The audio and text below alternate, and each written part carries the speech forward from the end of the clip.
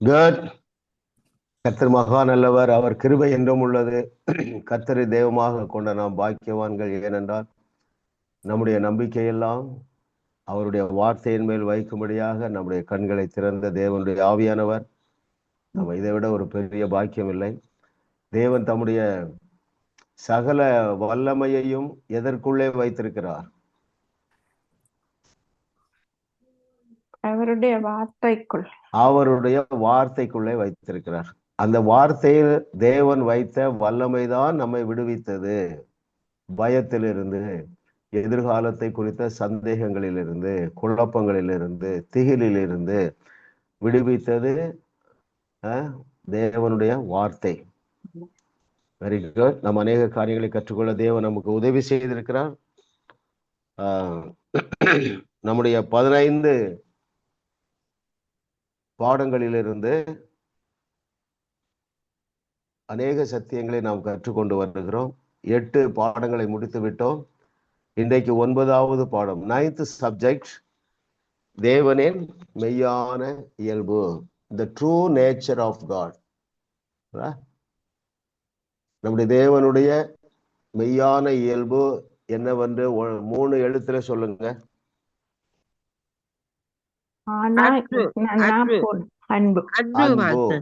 அன்பு, லவ்.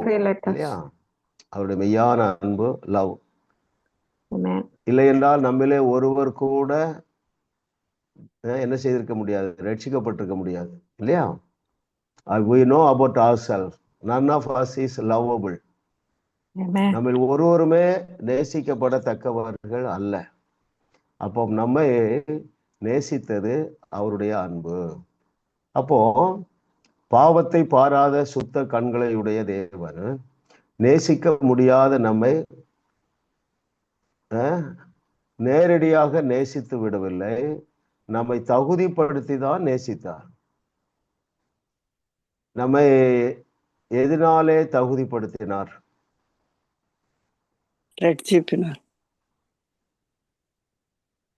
சொல்லுங்க, வேற யாராவது சொல்லுங்க. நாம் ரட்சிக்கப்பட எதனாலே தகுதிப்படுத்தினார்? அவர் எங்களுடைய பாவங்களை. ஓகே, எல்லாமே கரெக்ட் தான். பாருங்க, அவருடைய ரத்தத்தினாலே நம்மை கழுவி தகுதிப்படுத்தினார். இல்லையா? நம்ம ட்ரெஸ் போடுறோம், அழுக்காயிருது. அடுத்த நாள் என்ன செய்யறோம்? அதை வாஷ் பண்ணி அதை சுத்தப்படுத்தி தகுதிப்படுத்துகிறோம். அதற்கு சோப்பு நம்ம யூஸ் பண்றோம். அதே போல நம்மை பரிசுத்தப்படுத்தி தகுதிப்படுத்த அவருடைய குமாரனுடைய ரத்தத்தை, அவருடைய குமாரனுடைய ரத்தத்தினாலே நம்மை கழுவி நம்மை தகுதிப்படுத்தி லவ்வபுல்லா மாத்தி விட்டார். அல்லேலூயா சொல்லுங்க. அல்லேலூயா. ஆமென். இதுல நம்முடைய கிரியைகளினால் வந்த தகுதி 1% கூட கிடையாது. எதனாலே நாம் லவ்வபுல்லாக தகுதி அடைந்தோம் என்றால், 2000 ஆண்டுகளுக்கு முன்பதாக அவருடைய குமாரனாகிய இயேசு கிறிஸ்துடைய ரத்தத்தினாலே, அல்லது அவருடைய குமாரனுடைய ரத்தம் எனக்காக சிந்தப்பட்டது என்பதை விசுவாசிக்கும் பொழுது, அந்த ரத்தம், அது வல்லமையான ரத்தம், ஒரே தரம் மனுக்குலத்திற்காக சிந்தப்பட்ட அந்த ரத்தம் நம்மை கழுவி சுத்திகரித்து நம்மை தகுதிப்படுத்தி விட்டது. அல்லேலூயா. எவ்வளவு பெரிய தேவன் பாருங்க. அதனாலதான் அவருடைய அன்பு, அதை குறித்து ஒரு முழு புஸ்தகத்தையே ஆண்ட்ரூமுக்கு எழுதுறது நமக்கு கிடைத்திருக்கிற பாக்கியம். நான் அந்த புக்கை சில முறைகள் முன்னாலே வாசித்திருக்கிறேன். ஆனால் இவ்வளவு வெளிப்பாடுகளை பெற்றுக்கொள்ள முடியவில்லை. உங்களோடு கூட சேர்ந்து நான் பயணிக்கும் பொழுது புதிய வெளிப்பாடுகளை பெற்றுக்கொள்கிறேன். புதிய தெம்பு, புதிய உற்சாகம், புதிய விசுவாசம். அல்லேலூயா சொல்லுங்க. ஓகே, லிதியா சிஸ்டர், நம்ம ப்ரொசீட் பண்ணலாம்.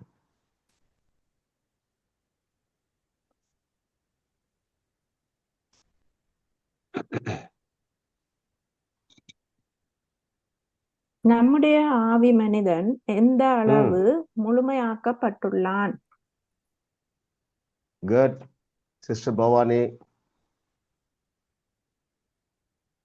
நித்தியத்தில் நாங்கள் எப்படியாக எங்களுடைய ஆவி மனிதன் இருப்பாரோ அதே அந்த முழுமையாகவும் பூரணமானதாகவும் இப்பொழுதும் இருக்கிறோம். Very good. நீங்க இன்னும் கொஞ்சம் இதுக்கு என்ன விளக்கம் சொல்ல விரும்புறீங்க பவானி? நீங்களே சொல்லலாம். நித்தியம் முழுவதும் எவ்வளவு முழுமையானதாகவும் பூரணமானதாகவும் நாம் இருக்கோமோ அதே அளவு இத்தருணத்திலும் உங்களுக்குள் இருக்கிறது. நம்முடைய ஆவி மனிதன் எந்த அளவு முழுமையாக்க, இதை பற்றி 2 லைன் சொல்லுங்களேன் பவானி. எவ்வளமாக இயேசு கிறிஸ்து இருந்தாரோ அதே வண்ணமாக நாங்கள் எங்களுடைய ஆவி மனிதனில் இருக்கிறோம். Very good, very good, very good, very good. அப்ப இதற்கு மேலே நாம் முழுமையாக்கப்பட வேண்டியதில்லை, இதற்கு மேலே நாம் பூரணமாக்கப்பட வேண்டியதில்லை. நாம் முற்றமாக பூரணமாக்கப்பட்டு இருக்கிறோம் என்று நாம் அடிக்கடி தியானிக்கிற வசனம் எது?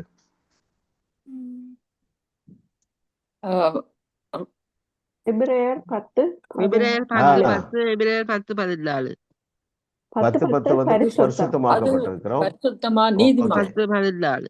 ஓகே, 10:14 அந்த ஒப்பற்ற ஒரே பலியினாலே நாம் பரிபூரணமாக்கப்பட்டு இருக்கிறோம். ஆங்கிலத்துல அது அடிக்கடி நான் சொல்ற வார்த்தை என்ன? பரிபூரணமாக்கப்பட்டு இருக்கு. perfectly perfected. Perfectly perfected. அதுல பழுது ஒன்றும் இல்லை. இதே வசனம் இன்னொரு பகுதியிலும் சொல்லப்பட்டிருக்கிறது. எந்த வசனம்? எபேசியர் இல்ல இல்ல, பரிபூர்ணமாக்கப்பட்டிருக்கு. கொலோசையர் 2:10. கொலோசையர் 2:10 பக்கத்துல நீங்க என்ன எழுதணும்? எபிரேயர் 10:14. எபிரேயர் 10:14 பக்கத்துல என்ன எழுதணும்? கொலோசையர் 2:10. இதெல்லாம் பஞ்ச் வேர்டு. ஒரு சோர்வு வந்துட்டு, ஒரு தவறு செய்துட்டோம், பிசாசு வந்து நம்ம குற்றப்படுத்த இடமே கொடுக்க கூடாது. I have been already perfectly perfected. Hallelujah. ஆமென். எந்த அளவு நம்ம நித்திய காலமாக தேவனோடு வாழ போகிறோம், அப்பொழுது என்ன தகுதி தேவையோ அந்த அளவுக்கு நாம் இப்பொழுதே தகுதி அடைந்து விட்டோம். இனி ஒரு முடி அளவு கூட நாம் அந்த தகுதியிலே, அந்த பூரணத்திலே, அந்த பரிசுத்தத்திலே முன்னேற வேண்டிய அவசியம் இல்லை. ஏன் இது எங்கே நடந்திருக்கிறது? நம்மிடம் இது எங்கே நடந்திருக்கிறது?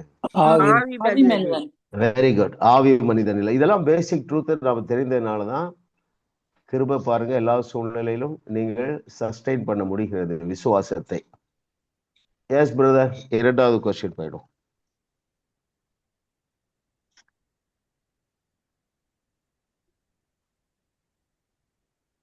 எந்த இரண்டும் தான் பாவம் செய்ய முடியுமே தவிர எது பாவம் செய்ய முடியாது?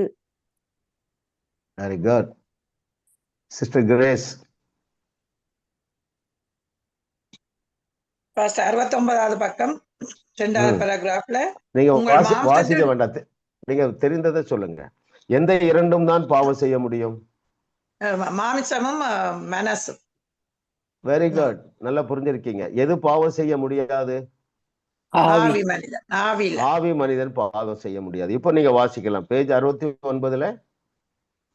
உங்கள் மாம்சத்தில் நீங்கள் இழுக்கப்பட்டு உங்கள் சித்தம் தேர்ந்தெடுக்கிறபடி உங்கள் உணர்ச்சிகளும் மனசும் பாவத்தில் விழுமே தவிர உங்கள் ஆவி அந்த பாவத்தில் பங்கேற்பதில்லை. வாசிங்க மீதியும் கூட. Okay, right, correct. பாருங்க, கர்த்தர் நல்லவர் பாருங்க. இதெல்லாம் அவருடைய அனந்த ஞானம். இது நம்மால விளங்கிக் கொள்ள முடியாது, விளங்கிக் கொள்ள முடியவில்லை.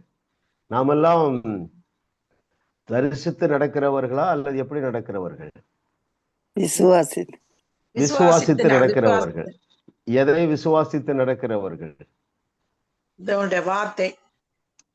எழுதி இருக்கிறவைகளை, என்னை குறித்து என் தகப்பனாகிய தேவன் என்ன எழுதி தந்திருக்கிறாரோ அதை விசுவாசித்தவர்கள். அவ்வளவுதான். அதுல விசுவாசத்துல நீங்க வளர்ந்து கொண்டே இருக்கிறீர்கள். குதூகலமாக வாழுங்கள்.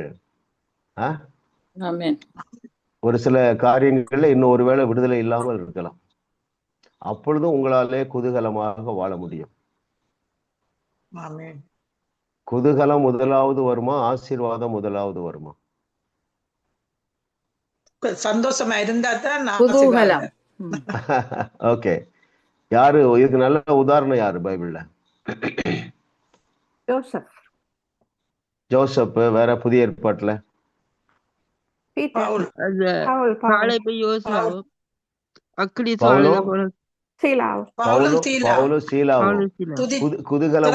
குதூகலமாக இருந்ததற்கு அடையாளம் என்ன? சிறைச்சாலையிலே பாடி துதித்து மகிழ்ந்தார்கள். ஆகையினால்தான் அற்புதம் நடந்தது. சில நீங்க நினைக்கலாம், ஐயா எங்களுக்கு இவ்வளவு பிரச்சனை இருக்கு, நாங்க எப்படியா சந்தோஷமா இருக்க முடியும்? இங்கதான் நம்ம மிஸ்டேக் பண்றோம். சந்தோஷம் முதலில் வரும், குதூகலம் முதலில் வரும். துணிகரமாக நீங்க அந்த குதூகலத்தை என்ஜாய் பண்ணணும், சரிங்களா? பிசாசு இடம் கொடுக்க கூடாது. ஏனென்றால் இப்போ நமக்கு அடிஷனலா ஒரு ட்ரூத் தருது. என்ன truth? I have been perfectly perfected in my spirit man.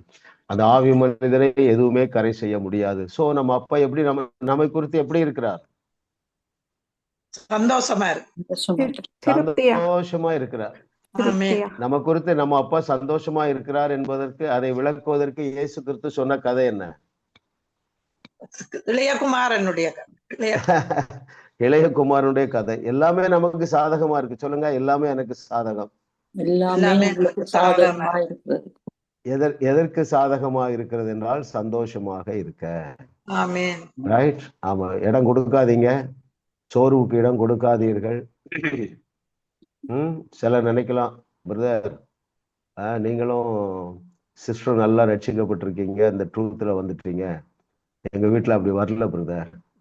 நீங்க அப்பொழுதும் உங்கள் சந்தோஷத்தையும் சமாதானத்தையும் காத்து கொள்ள முடியும், காத்து கொள்ள வேண்டும். அப்பொழுதுதான் அந்த அற்புதம் நடைபெறும். ஆமா ஆமா ஆமா ஆமா ஆமா, கர்த்தர் நல்லவர். Very good. Yes brother.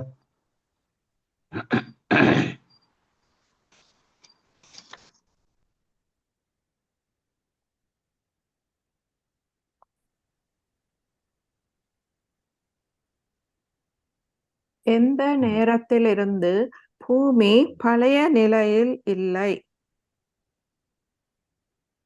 Good. அடுத்தது யாரு சொல்லணும்? எஸ், மகேஸ்வரி சிஸ்டர் சொல்லுங்க. எந்த நேரத்திலிருந்து பூமி பழைய நிலையில் இல்லை? 65வது பக்கம். பார்க்காம நீங்க விளங்கி கொண்டதே முதல் சொல்லணும், அப்புறம் தான் வாசிக்கணும். அவர் கல்லறையிலிருந்து உயிரோடு எழும்பின பிறகு. Very good. அந்த நேரத்துல இருந்து என்ன நடந்தது? பூமி புதிய நிலைக்கு வந்து விட்டது. என்ன பெரிய ரெவலேஷன் பாருங்க. பூமி என்றால் பூமியில் உள்ள மனிதர்கள். பூமியிலும் கூடதான். பூமியில இருந்த சாபம் சிலுவையிலே சுமந்து தீர்க்கப்பட்டது. அல்லேலூயா, ஆமென். ஆகவே நம்முடைய நிலங்களும் நல்ல கனிகளை கொடுக்க வேண்டும். நம்ம இதை பற்றி ஆண்ட்ரூமுக்கு ஒரு இதை சொல்றாரு. ஏதோ ஒரு மரம், பழமரம், அந்த மரத்தை பார்த்து பேசினாராம் தொடர்ந்து எத்தனையோ நாட்கள். சிறப்பாக கனி கொடுக்க ஆரம்பித்து விட்டது. ஏன்னா ஏற்கனவே பூமி நல்ல நிலைக்கு மாற்றப்பட்டு விட்டது. சபிக்கப்பட்ட பூமி, ஏதேன் தோட்டத்திலே சபிக்கப்பட்ட பூமி நல்ல நிலைக்கு மாற்றப்பட்டு விட்டது இல்லையா? அவ்வளவு பெரிய ஆசீர்வாதம் இல்லைன்னா அவர் எதுக்குங்க மறிக்கணும்? யோசித்து பாருங்க. ஒரு பாவம் அறியாத தேவகுமாரன் சாதாரண ஆசீர்வாதத்திற்காக மறிக்கவே இல்லை. இதை நீங்க நல்ல மைண்ட்ல வச்சுடுங்க இல்லையா? ஆமா, சூப்பர்லேட்டிவ் டிகிரியில நம்மை ஆசீர்வதிக்கவே அவர் மரணத்தை ருச்சி பார்த்தார். சாதாரண டிகிரியில நம்மை நேசிக்கிற தேவன் அல்ல, நம்மை ஆசீர்வதிக்கிற தேவன் அல்ல. 4வது கொஸ்டின் போயிடலாம்.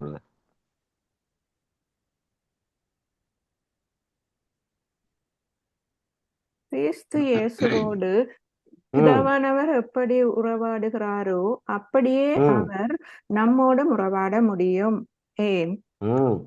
S, very good. யார் அடுத்தது?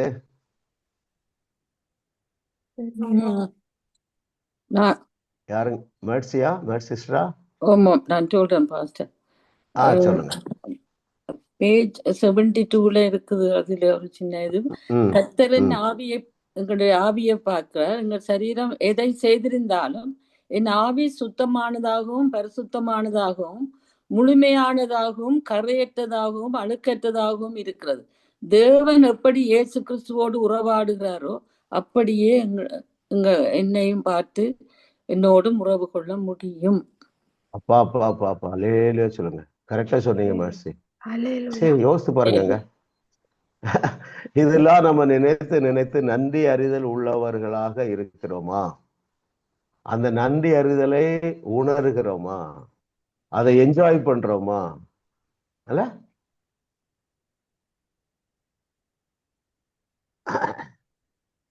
5 காரியங்களே எழுதுகிறார். ஒரே கருத்து தான் 5 பஞ்சு கொடுக்கிறாரு பாருங்க.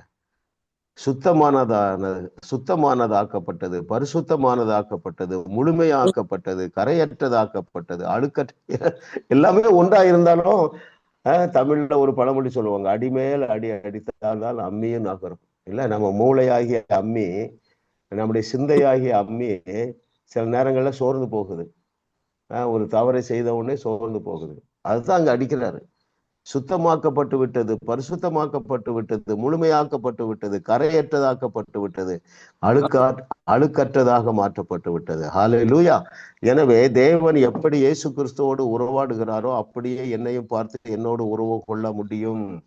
உறவு கொண்டு இருக்கிறார். ஹல்லேலூயா. ஆமா ஆமா. நீ என்ன செய்யணும்?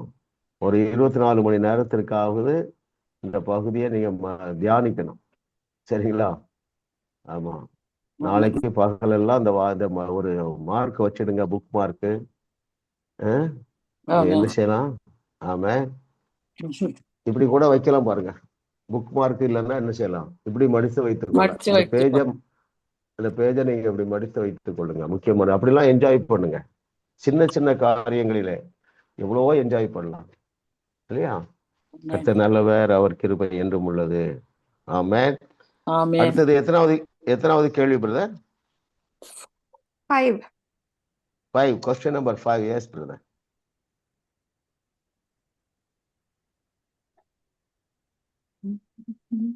எந்த இரண்டையும் செய்ததினால் நாம் ரட்சிக்கப்பட்டோம்? Very good.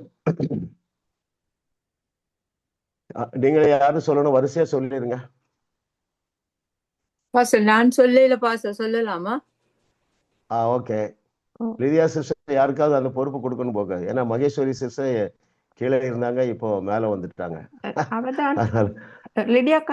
லிடியா சிஸ்டர் தான் நெக்ஸ்ட் பாஸ்டர். ஓகே, சொல்லுங்க சிஸ்டர். கேள்வி சொல். என்ன உண்டாக நாங்கள் ரட்சிக்க எப்படியா? எந்த இரண்டையும் செய்ததினால் நாம் ரட்சிக்கப்பட்டோம். இருதயத்துல ரோமர் 10:9, 10 படி இருதயத்துல விசுவாசித்து வாயினாலே அறிக்கை செய்து கர்த்தராகிய இயேசுவை நீ உன் வாயினாலே அறிக்கையிட்டு தேவன் அவரை மரித்தோரிலிருந்து எழுப்பினார் என்று உன் இருதயத்திலே விசுவாசித்தால் ரட்சிக்கப்படுவாய். நீதி உண்டாக இருதயத்திலே விசுவாசிக்கப்படும். இந்த ரெண்டையும் நம்ம செய்தோம் பாருங்க. எதை பாருங்க, கர்த்தராகிய இயேசு கிறிஸ்துவை உன் வாயினாலே அறிக்கையிட்டு. ஒருவேளை நம்ம நினைக்கலாம், இயேசுதான் தேவன், இயேசுதான் தேவன் அப்படி நம்ம அறிக்கை செய்யறத சொல்லல. அப்படியும் செய்திருப்போம், பேசியிருப்போம். யாரு நீங்க உங்க குடும்பத்துல நீங்க ஒரு ஆள் ரட்சிக்கப்பட்டிருந்தீங்கன்னா என்ன சொல்லியிருப்பீங்க?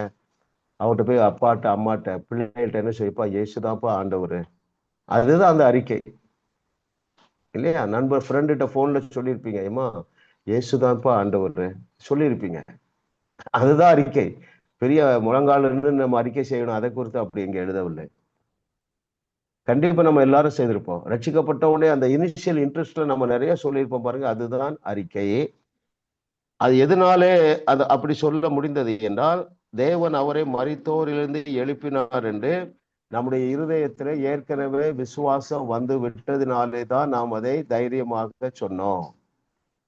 சரிங்களா? அந்த ரெண்டுமே நமக்கு நடந்தது. பவுலுக்காக நாம் தேவனுக்கு நன்றி சொல்லுவோம்.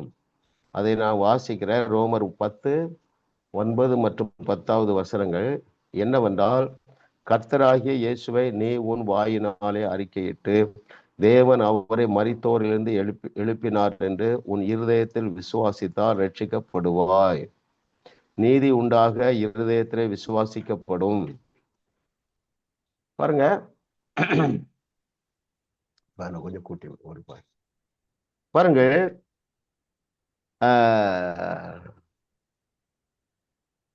நாம் நீதிமானாக்கப்பட்டு இருக்கிறோம் நம்முடைய ஆவி மனுஷனிலே. இதுல நமக்கு எந்த விதமான சந்தேகமும் இல்லை. அந்த நீதியை நாம் விசுவாசத்தினாலே பெற்றுக்கொண்டோம். சரிங்களா? நாம் நீதிமானாக்கப்பட்டு இருக்கிறோம் என்று ஆணித்தரமாக எந்த வசனம் சொல்லுகிறது? ரோமர் 8:30 மறந்துட வேண்டாம்.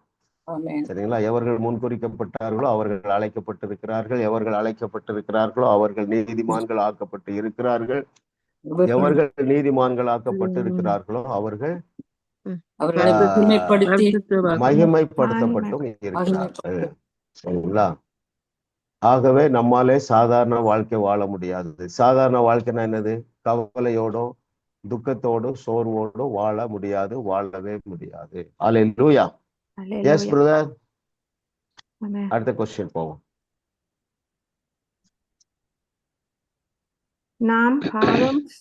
நாம் பாவம் செய்யும் போதும் நம் ஆவி தீட்டுப்படுவதில்லை.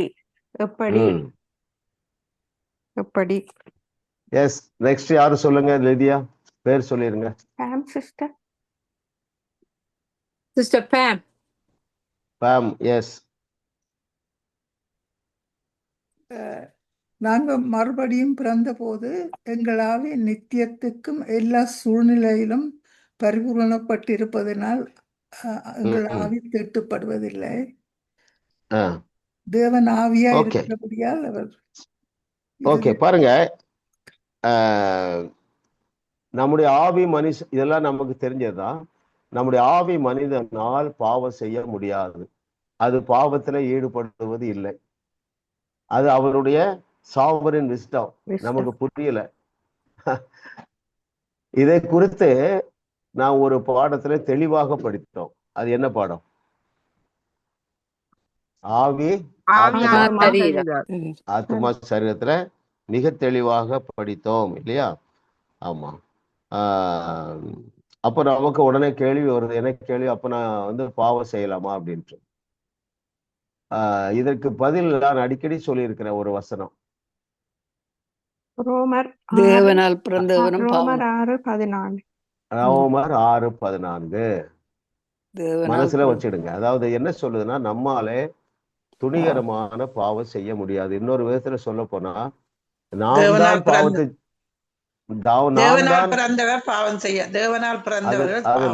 அது இல்ல சிஸ்டர், அது இல்ல. 6:14 நீங்களே படிங்க கிரேஸ்.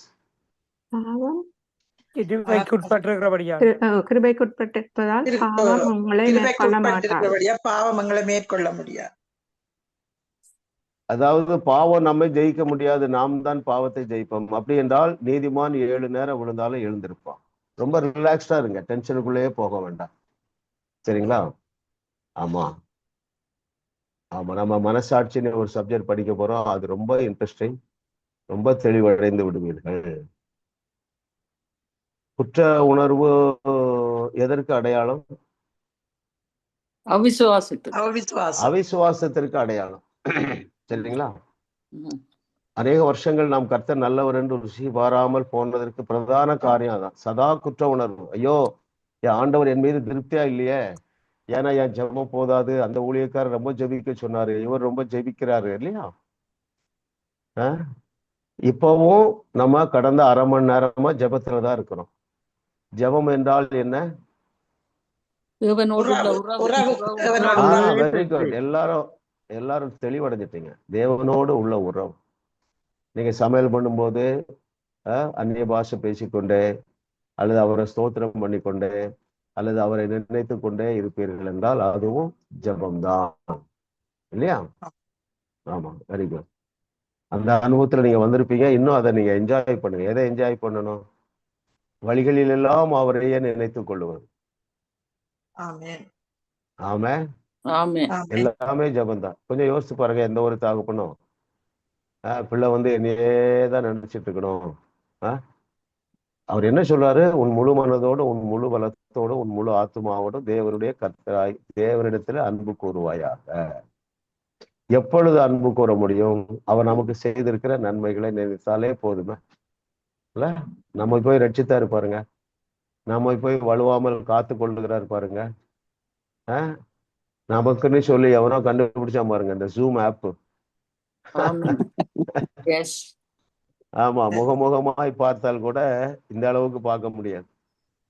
எல்லாமே நமக்கு சாதகமா தான் இருக்கு. அல்லேலூயா. அப்போ அந்த அந்த அந்த ஜோய, அந்த சால்வேஷன்ல தான் அவ்வளவு பெரிய பிளஸிங் வச்சிருக்குது. முற்றுமாக நாம் தகுதியாக்கப்பட்டு இருக்கிறோம், வல்லமைப்படுத்தப்பட்டு இருக்கிறோம். ஆமா, பழுதொன்றும் நம்மிடத்துல இல்லை. அவருடைய ரத்தத்தினாலே நாம் கழுவப்பட்டு தகுதியாக்கப்பட்டு இருக்கிறோம். இன்னொரு படி மேல பாத்தீங்கன்னா, ரத்தம் நம்மை பரிசுத்தப்படுத்திட்டு இன்னொரு படி மேல இருக்கு பரிசுத்தத்தை குறித்து. எல்லாரும் யோசிங்க, யாரு கண்டுபிடிக்கிறீங்க பார்ப்போம். அவருடைய ரத்தம் நம்மை கழுவி சுத்தப்படுத்தி தகுதிப்படுத்தியது. இந்த இன்னும் நாம் இதை உறுதியாக விசுவாசிக்க இன்னொரு வசனம் இருக்கு. ஆம் ஐ குவாலிஃபைடு, ஆம் ஐ பீன் சாங்டிஃபைடு என்பதற்கு இன்னும் ஒரு வசனம் இருக்கு. யார் சொல்றீங்க? எங்களுக்காய் பரிந்து பேசிக்கொண்டிருக்கு வலது பாசத்தில். இல்ல, பரிசுத்தம் ஆக்கப்பட்டு இருக்கிறோம். யோசிங்க, கண்டுபிடிச்சிடலாம். எங்களுக்காக அவர் பரிசுத்தமானார். அதுதான் இயேசுவே எங்களுக்காக பரிசுத்தமானார். அவரே இல்ல, அது சூப்பர்ல. அவருடைய ரத்தத்தினாலே நம்ம கழுவப்பட்டிருக்கிறோம். இன்னொரு படி போய் he became our sanctification. அவரே நமக்கு பரிசுத்தமாகிவிட்டார். ஆமா ஆமா ஆமா ஆமா. இதெல்லாம் நம்ம தியானித்து என்ஜாய் பண்ணினால் அநேக பாவ எண்ணங்களிலிருந்து வெளியே வந்து விடலாம். ஆமா, அதனாலதான் அந்த பாட்டு ஆண்டவர் கொடுத்தார். இயேசு என் பரிசுத்தம், இயேசு என் நீதி, இயேசுதான் எனக்கு எல்லாம் எல்லாம். பழுதொன்றுமே நம்மில் இல்லை. சொல்லுங்க, பழுதொன்றுமே என்னில் இல்லை. சொல்லுங்க, என்னில் என்று சொல்லுவது எந்த பகுதியில்? ஆவி மனிதன். Very good. நம்முடைய ஆத்மாவும் நம்முடைய மாம்சமும் ஒன்றுக்கும் உதவாது. அதிலே குறைவு கண்டிப்பா இருந்து கொண்டுதான் இருக்கும். Thank God. அவருடைய இந்த வடிவமைப்பு, இந்த டிசைன் ஆழமாக போக போக நீங்கள் அவரை அதிகமாக நேசிக்க ஆரம்பித்து விட்டுருவீங்க. எப்பொழுதுமே இதையே நீங்கள் நினைத்து கொண்டு இருக்கலாம். Very good. எஸ் பிரதர், அடுத்த கேள்வி போவோம்.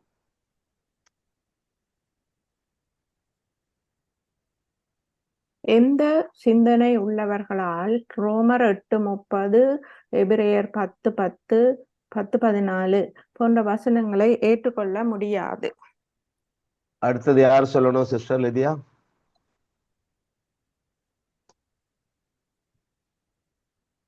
அன்மியூட் பண்ணுங்க லிதியா.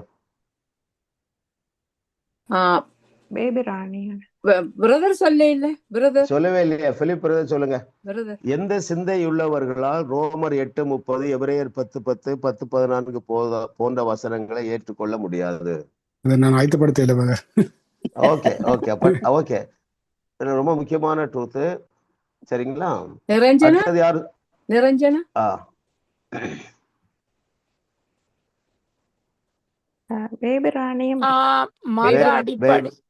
மத அடிப்படை நியாய பிரமாணத்துக்கு ஏற்ற சிந்தை.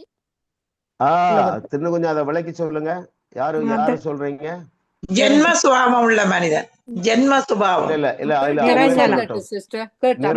நிரஞ்சனா, நீங்க சொன்னது கரெக்ட் தான். இன்னும் கொஞ்சம் அதை விளக்கி சொல்லுங்க. அதாவது எந்த சிந்தை உள்ளவர்களால் இந்த 3 வசனங்களை, அதாவது நாம் தகுதியாக்கப்பட்டிருக்கிறோம், பரிசுத்தமாக்கப்பட்டிருக்கிறோம், பரிபூர்ணமாக்கப்பட்டு இருக்கிறோம் என்பதை அநேகர் ஏற்றுக்கொள்ள தயங்குகிறார்கள். அவர்கள் வைத்திருக்கிற சிந்தை என்ன சிந்தை? பழைய ஏற்பாட்டு சிந்தை.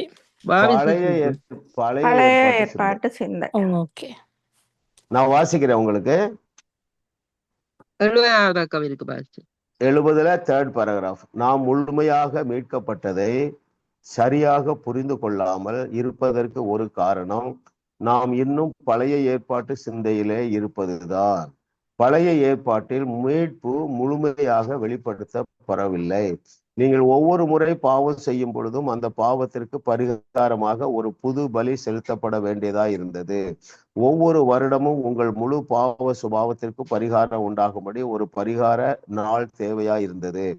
ஒவ்வொரு வருடமும் மீண்டும் மீண்டும் பலி செலுத்தப்பட வேண்டியது அவசியமாக இருந்தது. அப்போ இத இந்த வசனங்கள்லாம் நமக்கு வெளிச்சமாக ஆண்டவர் கொடுத்தார். பரிசுத்தமாக்கப்பட்டிருக்கிறோம், நீதிமானாக்கப்பட்டிருக்கிறோம், பரிபூர்ணப்படுத்தப்பட்டிருக்கிறோம் என்று சொல்லி.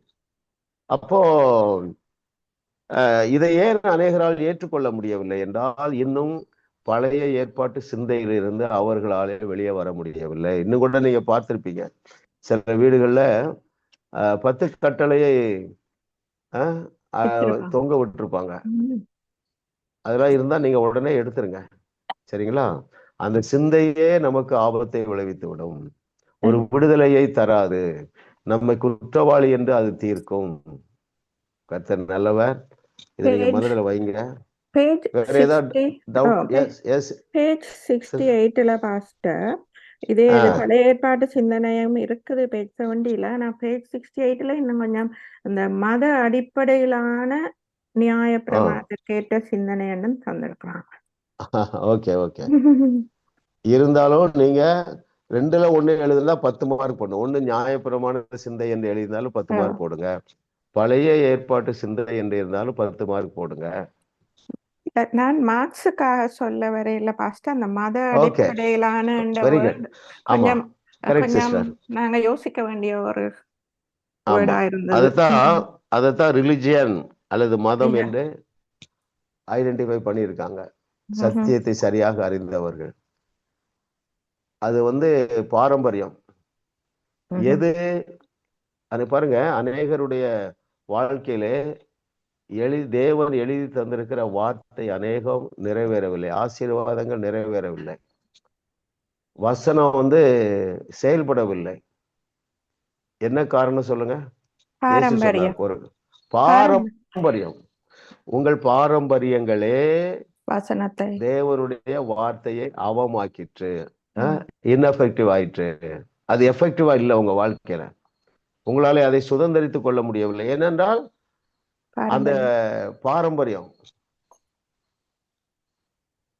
இது என்னன்னா, இயேசு கிறிஸ்து முதல் நூற்றாண்டிலேயே அந்த யூதர்கள் அல்லது அந்த இஸ்ரவேலர்கள் பாரம்பரியத்தில இருந்து வெளியே வர வேண்டும் என்று எதிர்பார்த்தார். ஆனால் இன்றைக்கு 20 நூற்றாண்டுகள் கடந்த பிறகும் நியாயப்பிரமாண சிந்தை தான் சபைக்குள்ள வந்திருக்கு. அதற்கு மதம் என்று, ரிலிஜன் என்று சொல்றோம் இல்லையா? மதம், பாரம்பரியம். ஆமா, ஒரு காலத்துல சிஎஸ்ஐ சபை தான் பாரம்பரியம் என்று சொன்னாங்க. ஆனா இன்றைக்கு பெந்தேகோஸ்து சபையிலையும் நிறைய பாரம்பரியம் வந்துட்டு. ஏனென்றால் அவர்கள் பழைய ஏற்பாட்டு சிந்தையிலேயே இருக்கிறார்கள். கர்த்தர் நல்லவர். we have to thank God. Specially நாம் அந்த சிந்தையிலிருந்து வெளியே வந்து விட்டோம். எனவே உங்களாலே ரோமர் 8:30 விசுவாசிக்க முடிகிறது. நீங்கள் நீதிமான்களாக்கப்பட்டு இருக்கிறீர்கள், நீங்கள் மகிமைப்படுத்தப்பட்டு இருக்கிறீர்கள் என்பதை நம்மாலே ஏன் விசுவாசிக்க முடியுது என்றால், நாம் புதிய ஏற்பாட்டு சிந்தைக்குள்ள வந்துட்டோம், கிருபையின் சிந்தைக்குள்ளே வந்து விட்டோம். அது கர்த்தராலே ஆயிற்று. நம்முடைய கண்களுக்கு ஆச்சரியமாய் இருக்கிறது. அவருக்கே மகிமை உண்டாகட்டும். அடுத்த கேள்வி போயிடலாம்.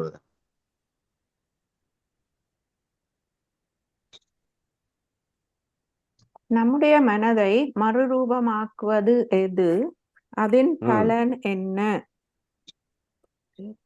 ஓகே, இதுவரைக்கும் சொல்லாதவங்க சொல்லுங்க. தேவனுடைய வார்த்தை. தேவனுடைய வார்த்தை 73வது பக்கம் பாஸ்டர். அதனுடைய பலன் என்ன? பாவத்தை நாம் மேற்கொள்கிறோம். ஓகே, இயேசுவை போல நடப்பதினால் நாங்கள் பாவத்தை மேற்கொள்கிறோம். அது வாசிச்சு காட்டுறதுன்னா சொல்ற பாஸ்டர் 73வது பக்கம் செகண்ட் பேராகிராஃப்ல, தேவ வார்த்தையினால் நமது மனதை மறுரூபமாக்கி தேவனுடைய சமூகத்தில் காத்திருந்து அவருடன் ஒரு ஆழமான உணவை ஏற்படுத்தி கொள்வோமானால் நமது ஆவியில் இருக்கும் சுத்தமும் பரிபூர்ணமும் நமது ஆத்மாவை மறுரூபமாக்க ஆரம்பிக்கும். இருங்க, இதுதான் பலன். நமது ஆத்மா மறுரூபமாக்கப்படுகிறது. ஆத்மா மறுரூபமாக்கப்படுதல் என்றால் என்ன என்று சிந்திங்க. ரொம்ப ஹெல்ப்ஃபுல்லா இருக்கும் உங்களுக்கு, இல்லையா? நமக்கு ஒரு காரியம் தெளிவடைந்து விட்டது. எது? நாம் ஆவியிலே மறுரூபமாக்கப்பட்டிருக்கிறோம். அது தேவ ஆவியினாலே நடந்தது. இதை நாம் அறிந்து கொள்ள தியானிக்க நம்முடைய ஆத்மா மறுரூபமாக்க ஆரம்பிக்கும். அப்படின்னா என்ன பொருள்? யாராவது சொல்லுங்க. இப்போ ஆவி சொல்வதை ஆத்மா ஏற்றுக்கொண்டு. அலேலுயா, ரொம்ப பெஸ்ட் ஆன்சர். யாரு சொன்னது? பரவாயில்ல. பாருங்க, உங்களுக்கு பதில் தெரிஞ்சும் சிலர் சொல்லாம இருக்கலாம். நீங்க கவலைப்படாதீங்க, சரிங்களா? ஆமா, தேவனோட கனெக்ஷன்ல இருக்கிறோம். அதை என்ஜாய் பண்ணுங்க. Okay, never ever come under guilty consciousness. எனக்கு இந்த பதில் தெரியலையே என்று சொல்லி நீங்க யோசிக்காதீங்க. நான் திரும்ப இது முக்கியமான பகுதி பாருங்களேன். சிஸ்டர் நீங்க என்ன சொன்னீங்க சொல்லுங்க. ஆவி சொல்வதை ஆத்துமா ஏற்றுக்கொள்ளுதல். Very good, super. சரி, இப்போ ஆத்துமா என்றால் என்ன? மனம். மனம் என்றால் என்ன? மனம் என்ற சிந்தை. சிந்தை என்றால் வெரி குட். சிந்தை என்றால் என்ன? எண்ணங்கள். திங்கிங். எதை நாம் அந்த மனம் புதிதாகுதல் என்றால் எண்ணங்கள் புதிதாகுதல். அந்த எண்ணம் புதிதாகுதல் என்றால் என்னை பற்றி என் தேவனுடைய வார்த்தை என்னெல்லாம் சொல்லுகிறதோ அதை ஏற்றுக்கொள்வதுதான். ஓகே, இப்போ தேவன் நம்மை பற்றி என்ன சொல்லி இருக்கிறார்? நாம் யாராக இருக்கிறோம்? உலகத்துக்கு ஒளியாக இருக்கிறோம், உப்பாக இருக்கிறோம். ஆமா, அது ஹையஸ்ட் ஃபார்ம் தேவர்களாக இருக்கிறோம்னு சொல்லி தேவர்களாக இருக்கிறோம். ஆமா, இத பாருங்க, நம்முடைய மனம் ஏற்றுக்கொள்ள இன்னும் கஷ்டப்படுது. நான் எப்படி சொல்றேன், ஃபர்ஸ்ட்ல இந்த வார்த்தை எனக்கு வந்த பொழுது என்னால ஏற்றுக்கொள்ள முடியல. அப்புறம் 5% ஏற்றுக்கொள்ள முடிந்தது. அப்புறம் 10% ஆகி நான் நினைக்கிறேன் அதுக்கு ஒரு மார்க் போடனா எனக்கு 50 மார்க். எந்த மார்க்கு? என்னுடைய எண்ணத்துல அல்லது என்னுடைய மனதில் அல்லது என்னுடைய ஆத்மாவில அந்த யோவான் 10:14 50% அக்செப்ட் பண்ணியிருக்கு. ஆகினால சாதாரணமாக ஒரு அற்புதம் செய்ய முடிகிறது. நேற்று ஒரு 2 பாஸ்டர்ஸ் அப்புறம் மொத்தம் 3 பேர் ஒரு ஆபீஸ் போயிருந்தோம். சரிங்களா? அங்க ஒரு கேர்ள் டீ கொடுத்தா. அப்போ ஒரு பாஸ்டர் சும்மா கேஷுவலா பேசிட்டு இருக்கும்போது சொன்னாரு, பொருட்களில் எல்லாம் வல்லமை இருக்கிறத என்னால ஏற்றுக்கொள்ள முடியல அப்படின்னா. சரிங்களா? பொருட்களில் வல்லமை இருக்குது. அப்ப நான் உடனே சொன்னேன், அந்த டீ கொடுத்த கேர்ள் அங்க அந்த ஆபீஸ்ல டீ கொடுக்கறதுக்கு ஒரு லேடி வச்சிருக்காங்க. அப்ப நான் கேட்டேன், ஏமா உனக்கு ஏதாவது பெயின் இருக்கான்னு கேட்டேன். ஐயா தலைவலியா? இப்ப இருக்கான்னு கேட்டேன். தலைவலி இருந்தது. அப்ப என் பேனாவை எடுத்தேன். ஏன்னா அந்த பாஸ்டர் கேட்ட கேள்விக்கு பதில். சரிங்களா? பாஸ்டர் இப்ப பாருங்க, இந்த பேனாவை அவ பேரு ஏதோ சொன்னாங்க, மறந்துச்சு. இந்த பேனாவை இவள் தொடுவா, உடனே தலைவலி போயிடும் அப்படின்னு சொன்னேன். அப்புறம் அதுக்கு முன்னாடி கேட்டேன், எத்தனை வருஷமா இருக்குன்னா, பல வருஷம் இருக்குயா அப்படின்னா. என் பேனாவை கொடுத்து 3 நேரம் நீயே கை வைமா, 1 2 3 அப்படின்ட்டு என் பேனாவை என் கையில வாங்கிட்டு செக் பண்ணி பாருன்னு. அவ பாருங்க தலையை அப்படி அப்படியே ஆட்டி ஆட்டி பார்த்தா. ஐயா வலி போயிட்டுன்னு சொன்னது மாத்திரமல்ல, உடனே அவ சொல்றா, அது வரைக்கும் பேச தயங்கினவா, ஐயா எனக்கு கழுத்துல ஒரு வலி இருக்கையா? இந்த பேனாவை என்ன 3 நேரம் வச்சா வலி போயிட்டு. அந்த பாஸ்டர் கேட்கிறாங்க, உண்மையிலே போயிட்டா? பாருங்க, அவர் கிட்டத்தட்ட ஒரு 30 வருஷமாவது பாஸ்டர். இப்ப நல்ல மனுஷன், ஃப்ரீயா இருந்தார். அப்போ நான் விளக்குனேன். என்ன விளக்குனேன்? மோசையுடைய கோலில பவர் இருந்தா உங்க கையில இருக்கிற பேனாவில பவர் இருக்காதா? இல்லையா? கொம்புல பவர் இருக்குன்னு சொல்லி வெட்டி போட்டா கோடேரி மிதக்குது. இந்த அளவுக்கு கிருபை பாருங்க. அது கிருபைதான். என்னால ஒண்ணும் இல்லை. அந்த இடத்துல தைரியமாக பேனாவை கொடுத்து ஹீல் பண்ண முடிந்தது என்றால் நாம் தேவர்களாக இருக்கிறோம் என்கிற வார்த்தையை என் மனது ஏற்றுக்கொள்ளுகிறது. ஏன்னா எவ்வளவு பெரிய மேட்ரு பாருங்க. நல்லவன். இப்ப யாராவது பெயினோட இருக்கிறீங்களா? Thank you lord. ஏதாவது stomach pain, knee pain, back pain? Very good. எனக்கு ரொம்ப சந்தோஷம். லிடியாக்கா சொல்லுறா. இந்த கையில இப்படி இந்த ஏரியாவுல பெயினா இருக்கு கனகாலம். கை தெரியல பாருங்க, கொஞ்சம் கேமரா அட்ஜஸ்ட் பண்ணுங்க. அந்த இடத்துல அப்படியே அந்த இடத்துல நீ கை வச்சிருங்க. எனக்கு ரொம்ப சந்தோஷம். மேர்சி சிஸ்டர் பேனாவை எடுத்துட்டாங்க பாருங்க. அந்த பேனாவை அந்த கையை வச்சு 3 நேரம் தொடுங்க. தெரியல, மேர்சி பேனாவை காட்டுங்க. மேர்சி தனக்கு தான் தொடுகிறா. பேனாவை அடியில பிடிங்க. அப்படி காமிங்க. ரைட் லிதியா, எல்லாருமே தொட்டுங்க. லிதியா 3 நேரம் தொட்டீங்களா?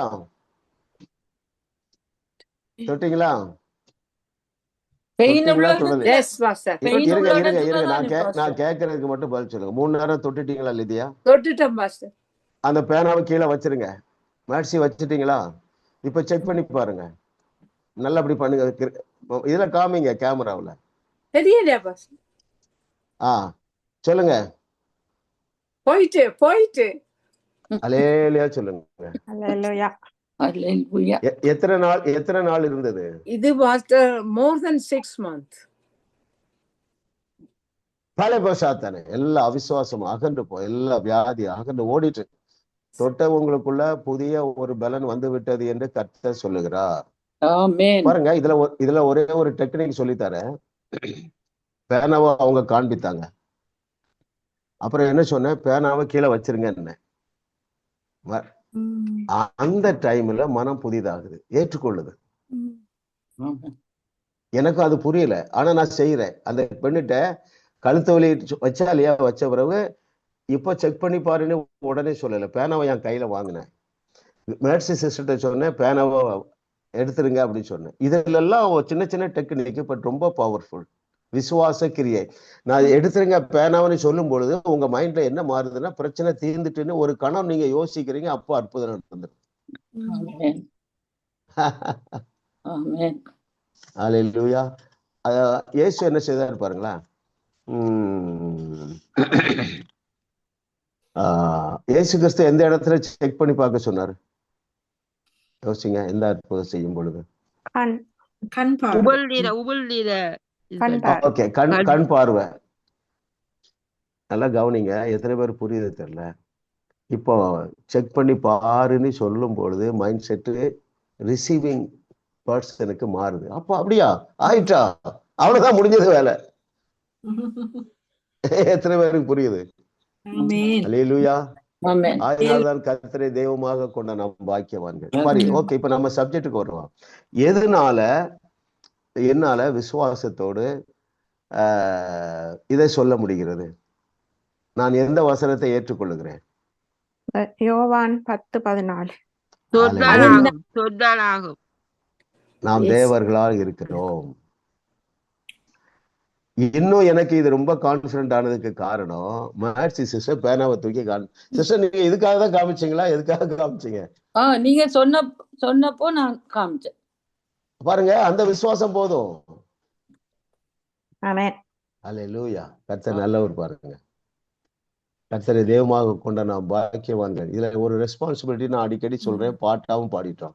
எப்படி பரலோகம் இயேசு கிறிஸ்துவை கிமு 1 நூற்றாண்டிலே நம்பி இருந்ததோ, இப்பொழுது 21ஆம் நூற்றாண்டிலே பரலோகம் நம்மை நம்பி இருக்கிறதா இல்லையா? என்ன விசேஷம்னா, இன்னொரு விசேஷம், இன்னைக்கு அநேக போதகர்களுக்கு தெரியாத ரகசியங்களை இந்த சின்ன கூட்டத்துக்கு அவர் எப்படி கற்றுக் கொடுக்காரு பாருங்க.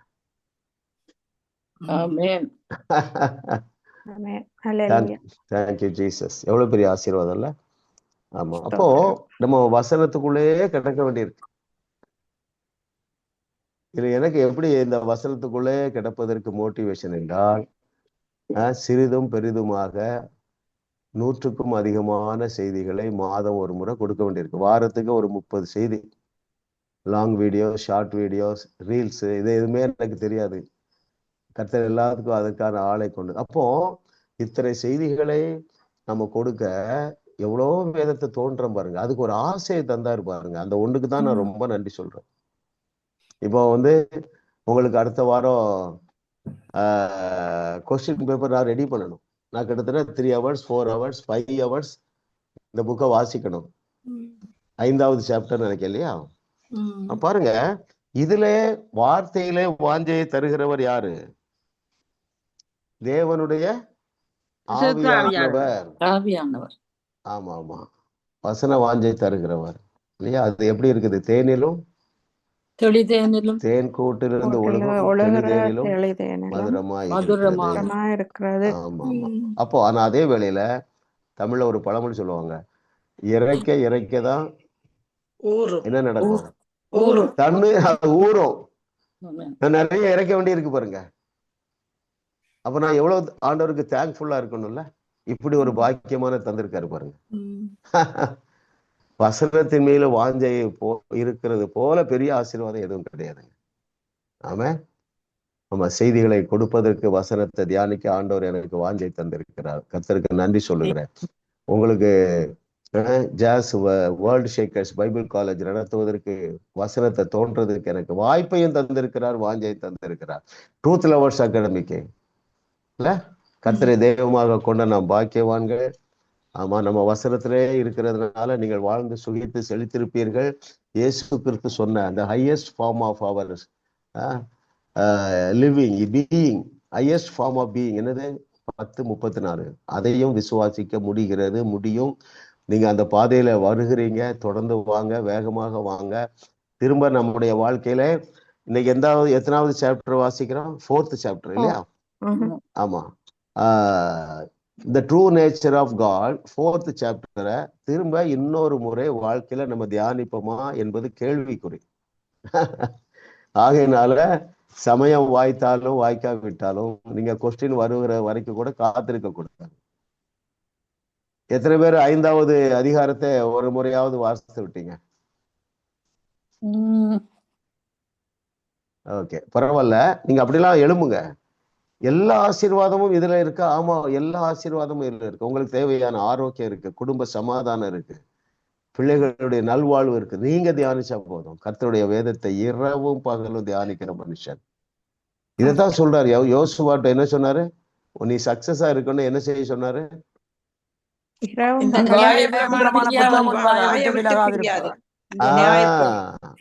ஆமா, இதெல்லாம் நம்ம பிரசங்கம் கேட்டுட்டோம், சண்டே கிளாஸ்லயும் நம்ம சொல்லி கொடுத்துட்டோம். ஆனா இந்த வாய்ப்பை நீங்கள் பயன்படுத்துவதில் இன்னும் தீவிரமாகுங்கள். அதான் நான் யோசிக்கிறேன். திரும்ப நம்ம இந்த புஸ்தகத்துல 5வது அத்தியாயத்தை திரும்ப தியானிப்போமா என்று சொல்ல முடியாது. ஓகே, எத்தனாவது கேள்விக்கு வந்திருக்கிறோம்? 9. Question number 9. ஓகே,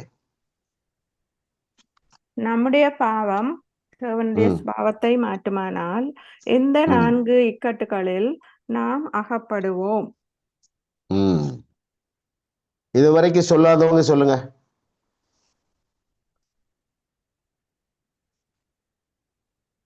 இதுவரைக்கும் சொல்லாதவர்கள். கேள்வி என்ன கேள்வி? எத்தனாவது? 7ஆ 8ஆ 9? 9வது பாஸ்டர். நம்முடைய பாவம் தேவனுடைய சுபாவத்தை மாற்றுமானால் எந்த 4 இக்கட்டுகளில் நாம் அகப்படுவோம்? எஸ், இதுவரைக்கும் சொல்லாதவங்க தயவு செய்து ட்ரை பண்ணலாம்.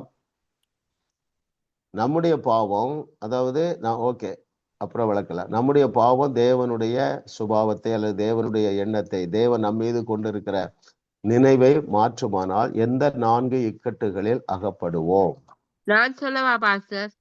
சொல்லுங்க. நாமல் ஒருவரும் தேவனுடன் உண்மையாக உறவு கொள்ளும் நிலைக்கு போக முடியாது. 1. 2வது, நம்மள ஒருவரும் அவருடன் நடக்கவோ பேசவோ உறவாடவோ முடியாது. 4. Very good. பேஜ் 74 நான் வாசிக்கிறேன். Second paragraph. நல்லா. இப்போ தேவனுடைய சுபாவம் மாறுவது என்றால் என்ன? அவருடைய சுபாவம் மாறாது, அன்பாகவே இருக்கிறார். Very good. அவருடைய நம்மேல் வைத்திருக்கிற அன்பும் பாசமும் நேசமும் ஆசீர்வாதமும் நல்ல. ஓகே, பாருங்க செகண்ட் பேராகிராஃப். தேவனுடைய சுபாவத்தை நாம் ஒரு பாவம் செய்யும் பொழுது அந்த பாவம் மாற்றுமானால் நாம் எல்லாருமே இக்கட்டில் அகப்படுவோம். நம்மில் ஒருவரும் தேவனுடன் உண்மையான உறவுகளும் நிலைக்கு போக முடியாது. நம்மில் ஒருவரும் அவருடன் நடக்க முடியாது, பேச முடியாது, உறவாட முடியாது. ஒரு சில உதாரணங்கள் வேதத்துல சொல்லுங்களேன்.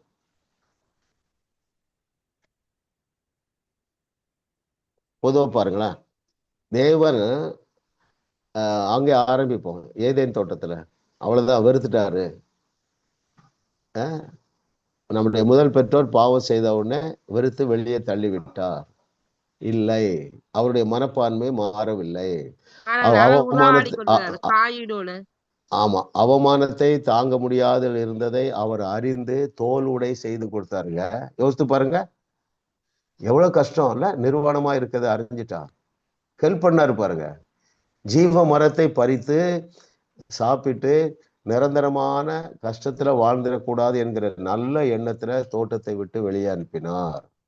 கொலை செய்த காயினுக்கு பாதுகாப்பு கொடுத்தார். அவர் தன்னுடைய உறவை அல்லது தம்முடைய சுபாவத்தை அப்பொழுதே மாற்றிக்கொள்ளவில்லையே.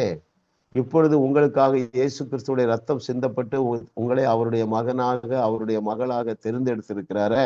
அவர் எப்படி அவருடைய ஆசீர்வாதத்தையோ அவருடைய ஐக்கியத்தையோ எப்படி குறைத்து கொள்ளுவார்? ஏன் அப்போ நம்மளால ஆசீர்வாதத்தை பெரிய ஆசீர்வாதத்தை பெற்றுக்கொள்ள முடியவில்லை? இங்க சந்தேகப்படுறோம். நான் இன்னும் குவாலிஃபை ஆகல. பழைய ஏற்பாட்டு சிந்தை. ஏனென்றால் இயேசு கிறிஸ்துடைய ரத்தத்தில் உள்ள மகிமையை அறியவில்லை. ஒரே தரம் பலியிடப்பட்டதுனால நீங்களும் கிருபையாக அதை விசுவாசிக்கிறதுனால you are fully qualified. You have been perfectly perfected. வலுதொன்றுமே நம்மிடத்துல இல்லை. எத்தனை வசனம் என்ஃபோர்ஸ் பண்ணுது இல்ல, ரீஎன்ஃபோர்ஸ் பண்ணுது பாருங்க. அவரே உனக்கு தகுதிப்பா, அவரே உனக்கு நீதி, அவரே உனக்கு பரிசுத்தம். அந்த அளவுக்கு தேவன் வச்சுட்டு தான் சொன்னாரு, நீங்கள் நான் செய்ததை செய்வீர்கள், அதை விட பெரிய கிரியைகளை செய்வீர்கள் என்று சொன்னார். கர்த்தர் நல்லவர். கடைசி கொஸ்டின் போயிடலாம் பிரதர்.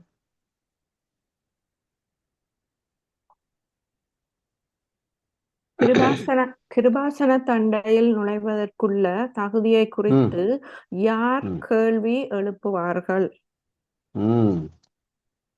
இதுவரைக்கும் சொல்லாதவங்க யாரும் இருக்கிறீங்களா? சொல்லுங்க சிஸ்டர். கிறிஸ்துவுக்குள் யார் என்பதை நீங்கள் புரிந்து கொண்டால் கிருபாசன தண்டையில் நுழைவதற்கு தகுதி உள்ளவர்கள் என்பதை அறிவீர்கள். ஓகே, நான் இப்போ வேற யாரும் சொல்லாதீங்க சிஸ்டர், நீங்களே சொல்லுங்க. கேள்விக்கு ஆப்டா பதில் சொல்றீங்க, கரெக்டா. கிருபாசன தண்டையில் நுழைவதற்கு உள்ள தகுதியை குறித்து யாரு சந்தேகப்படுவார்கள்? அப்படி ஆன்சர் பண்ணுங்க. யார் சந்தேகப்படுவார்கள்? அவர்களுக்கு பாவம் இருந்தால்.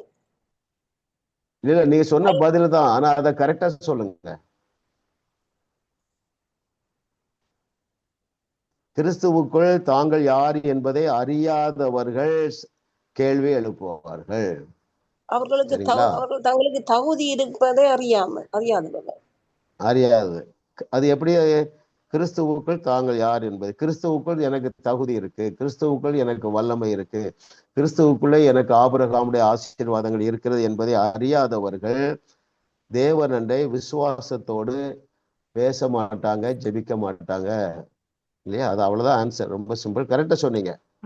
வாசித்துருவோம். பேஜ் 91ல செகண்ட் பேராகிராஃப். நீங்கள் கிறிஸ்துவுக்குள் யார் என்பதை நீங்கள் புரிந்து கொண்டால் கிருபாசன தண்டையில் நுழைவதற்குள்ள தகுதியை குறித்து கேள்வி எழுப்ப மாட்டீர்கள், அதாவது சந்தேகப்பட மாட்டீர்கள். எவ்வளவு பெரிய பிரச்சனையாக இருந்தாலும், எவ்வளவு பயங்கரமான பாவமாக இருந்தாலும், எவ்வளவு கடுமையான வியாதியாக இருந்தாலும், எவ்வளவு பலமான பிசாசாக இருந்தாலும் உங்கள் பட்சத்தில் தேவன் இருக்கிறார். ஹல்லேலூயா. ஒன்று உங்களை சேதப்படுத்த முடியாது. Very good. கர்த்தரை தெய்வமாக கொண்ட நாம் விசேஷமான பாக்கியவான்கள். இப்படி பொறுமையா உட்கார்ந்து வேதத்துள்ள மகத்துவங்களை கற்றுக்கொள்ள தேவன் உதவி செய்கிறார். நான் அப்படி உங்களை பிளஸ் பண்றேன். பெற்றுக்கொள்ளுங்கள். Thank you Lord for your goodness. What a loving daddy. Oh, எங்களை நல்லவர்கள் என்று எண்ணி ஆண்டவரே, உம்முடைய வேதத்தில் உள்ள மகத்துவங்களை எங்களுக்கு கற்றுத்தருகிற தேவனுடைய ஆவியானவரே, உமக்கு நன்றி ஆண்டவரே. நீர் எங்களுக்காக சிந்தின இரத்தத்தை குறித்த அறிவை அறிந்து கொள்ள எங்களுக்கு கிருபை பாராட்டினதற்காக நன்றி ஆண்டவரே. குமாரனுடைய இரத்தத்தினாலே நாங்கள் கழுவப்பட்டு குமாரன் எங்களுக்குள்ளே பரிசுத்தமாக வாசம் பண்ணுகிறதுனால எங்களிடத்துல பழுது ஒன்றுமில்லை என்கிற இந்த சத்தியம் இன்னும் ஆழமாக பதிவதாக. இளைய குமாரன் அப்பாவுக்கு விரோதமாக அத்தனை துரோகம் பண்ணின பொழுதும் தகப்பன் அவருடைய அன்பை மாற்றிக்கொள்ளவே இல்லை ஆண்டவரே. அதற்காகவே இந்த கதையை உம்முடைய குமாரன் மூலமாக எங்களுக்கு கற்றுக் கொடுத்தீர். இப்பொழுது அப்படிப்பட்ட ஒரு தகுதியை முற்றிலுமாக நாங்கள் பெற்றிருக்கிறோம் என்பதை அறிந்து உம்முடைய குமாரன் எங்களை பற்றி சொன்ன எல்லாவற்றையும் ஏற்றுக்கொள்ளத்தக்கதாக எல்லாருக்கும் ஒரு பிரகாசமுள்ள மனக்கண்கள் உண்டாகட்டும். தேவ வார்த்தையை நாங்கள் பெற்று கொண்டிருக்கிறதுனால இயேசு கிறிஸ்துவை போல பிரச்சனைக்கு தீர்வாக தேவர்களாக 21வது நூற்றாண்டிலே நாங்கள் இருந்து கொண்டு இருக்கிறோம் என்கிற இந்த நிஜத்தை ஏற்றுக்கொள்ளக்கூடிய ஒரு பிரகாசமுள்ள மனக்கண்கள் உண்டாவதாக. இயேசுவின் நாமத்தில் பிதாவே, ஆமென். ஆமென் ஆமென் ஆமென் ஆமென் ஆமென் ஆமென்.